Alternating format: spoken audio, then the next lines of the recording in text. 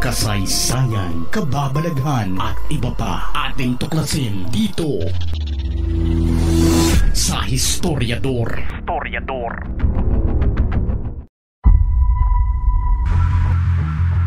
Matapos ang tuloy-tuloy na pagtiga at pagpursige ni Senadora Risa Hontiveros na habulin ng batas ang madulas at matigas na si Pastor Apollo Sikibuloy para harapin ang mga aligasyon para sa kanya ay tila nagpunga ito nang inilabas ng Davao City RTC ang arrest warrant laban sa pastor kaugnay sa dalawang kaso na kinasasangkutan nito.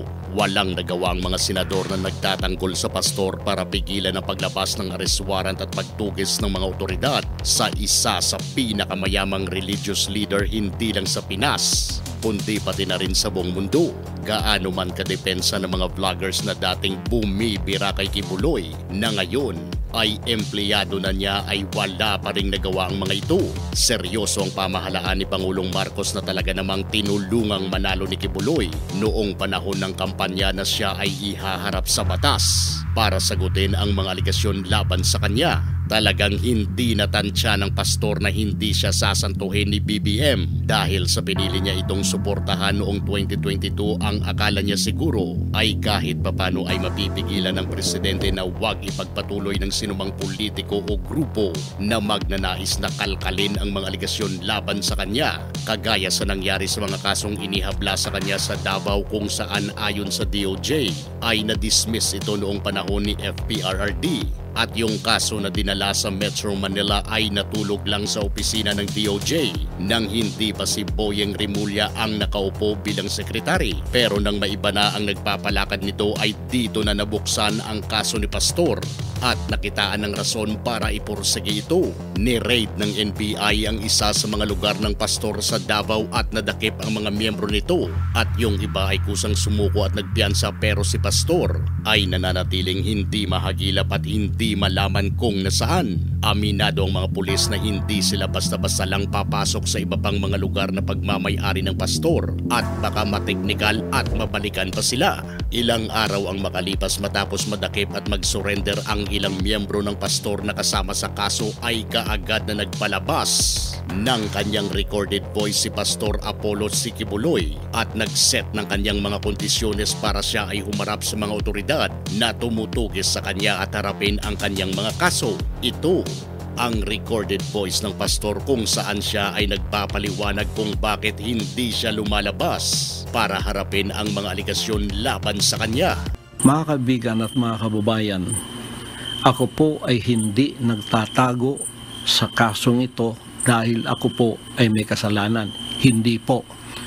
Ako ay umiiwas dahil pinoprotektahan ko po ang aking sarili. Bakit ko pinoprotektahan ang aking sarili? Sapagkat ang lahat po ng nangyayaring ito sa kasong ito na napakasimple lamang po ng kasong ito. Simple case lang po ito na 4 taon nang nakabinbin dyan sa DOJ. Pagkatapos ngayon ay binuhay na naman nila. Muli na namang pinanata ng pastor si Pangulong Marcos dahil umano sa pagkakaroon nito ng kasunduan sa mga Amerikano kung saan ay parang gigil na gigil ang mga ito na makuha siya. Ngayon, naging complicated po ang aking sitwasyon dito sa bansang Pilipinas mulang nanalo si Bongbong Marcos at naging presidente siya.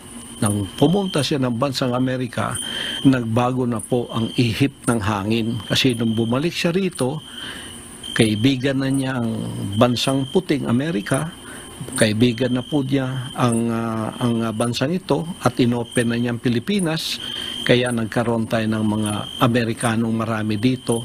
Nandiyan na yung EDCA at hindi lamang po yun na naging open. Pati po ako, ang kaso ko, ay naging complicated dahil isinama na po sa sitwasyon na mga puting yan ay naririto at ako po ay hiningi na nila sa kamay ng rehimeng Marcos. Naniniwala talagang pastor na balak talaga siyang tudasin ng mga Amerikano kahit na hindi naman siya makukonsiderang banta sa seguridad ng Estados Unidos. Pinipilit pa rin nilang ako ay pumunta doon. Bakit? Yun po ay patibong sapagkat pag anytime pumunta ka doon, siguradong ang end game ay pupunta ka sa kamay ng mga puti.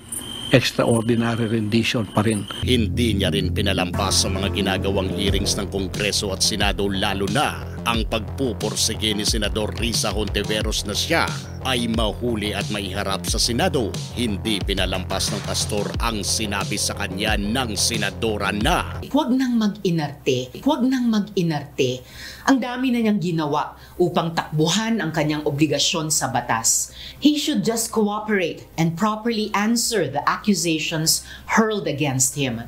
Kung walang kasalanan, hindi kailangan magtago. Dahil sa pagkakataong ito ay si Kibuloy naman ang nagsabi sa senadora na tigilan na ang pag-inarte. Si Hontiveros dyan sa Senado,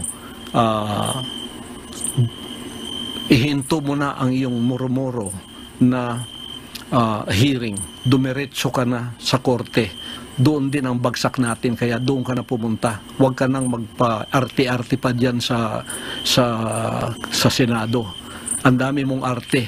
Ako ang ginagamit mo para ikaw ay pumunta sa mas higher position. Alam ko na ang galaw mo.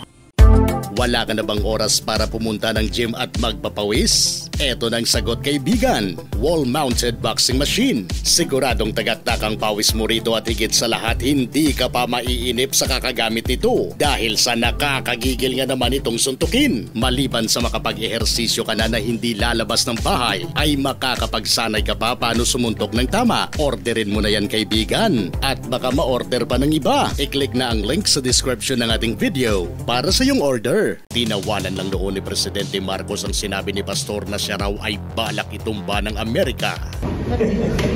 So what's your take on this? Hindi na nakatenda nila.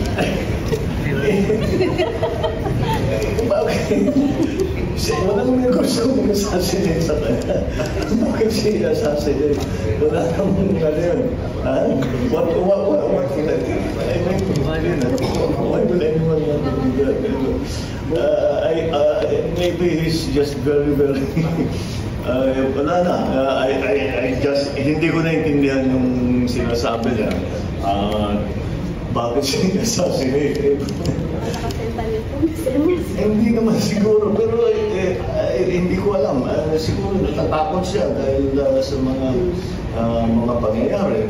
Ngayon, kapag hindi maibigay ng gobyerno ang mga kondisyones na gustong makuha ng pastor, ay hindi na raw nila makikita pa ito. Garantiya na nakasulat sa papel na pirmado ng pamahalaan ang gustong mahawakan ni Kibuloy para siya lumabas at humarap sa kanyang mga asunto. Gusto ng pastor ang garantiya na pirmado ng Pangulo, DOJ Secretary Boyeng Remulla, PNP Chief General Romel Francisco Marbel at NBI Director Medardo de Lemos na hindi maaaring makialam ang Estados Unidos sa kaso niya dito sa Pilipinas. Nanindigan ng pastor na kapag hindi nila maibigay sa kanya ang sulat na hinihingi niya na pirmado ng Pangulo at ng iba pang mga in charge sa iba't ibang ahensya na kanyang sinabi, ay hindi ito magpapakita at magpapahuli. Inaalala daw niya na sa oras na siya ay mapasa kamay na ng mga Amerikano, ay tutudasin siya at ipapalabas na natural at walang bahid ng foul play ang kanyang pagkatumba kung sakasakali. Maliban sa dalawang senador na sina Win Gatchalian at Bato de la Rosa na naghihimo kay pastor, naharapin ng kanyang kaso ay si Colonel Jean Fajardo na PNP Chief Publicist. Ay pinaalalahanan din ng pastor na siya raw ngayon ay kinukonsidera ng isang fugitive at maaaring dakpin at iharap sa batas kahit ng ultimong sibilyan.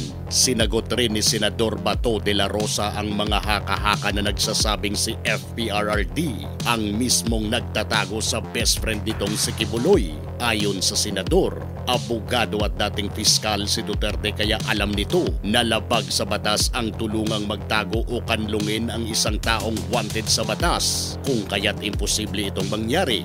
Sa dami ng pera ni Pastor Kibuloy ay hindi imposibleng may tatanggap sa kanyang alok na pera kapalit ng tulong o serbisyo na kanilang maibibigay sa pastor para sa kanyang patuloy na pagtatago o balak na pagtakas ng bansa kung gagawin man niya ito. Hindi imposibleng lutsan ng batas sa Pilipinas kapag ikaw ay may pera. Tanggapin ba natin o hindi ay talaga namang nakadikit na ang korupsyon sa ating mga Pilipino, kaya hindi imposibleng may tutulong sa pastor para takasan ang kanyang kaso basta't makaya naman itong bayaran ng hinihiling kantidad ng mga tao o grupong tutulong sa kanya. Ikaw, payag ka bang ibigay sa pastor ang hinihiling niyang kondisyones para siya ay humarap sa husgado? Kung gusto nyo ng mga ganitong klaseng videos, panoorin, pindutin ang notification bell, mag-subscribe at i-share sa mga kaibigan. Maraming salamat po. Hanggang sa susunod dito sa Historiador.